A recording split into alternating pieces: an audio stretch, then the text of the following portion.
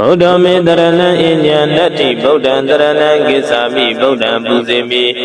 ယဇောဘုရားရှင်တို့ဤတကုတိသောအနုဘောတော်တို့ကြောင့်မြန်မာနိုင်ငံသူနိုင်ငံသားများနှင့်တကွကဘာသူကဘာသာအလုံးတို့သည်ဧစုကဆုယောဂဆုအန္တရေဆုများမှကင်းဝေးလွတ်မြောက်နိုင်ကြပါစေကုန်သတည်းဓမ္မောမေတရဏံအညံနတ္တိဓမ္မံတရဏံကိစ္ဆာမိဓမ္မံပူဇေမိ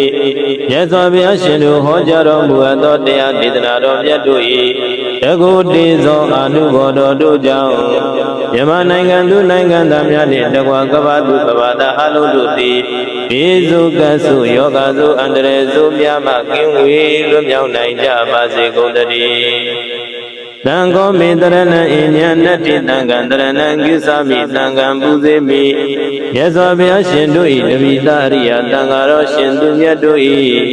တကုတိသောအနုဘောတော်တို့ကြောင့်မြန်မာနိုင်ငံသူနိုင်ငံသားများနှင့်တကွကဘာသူကဘာသာအလုံးတို့သည်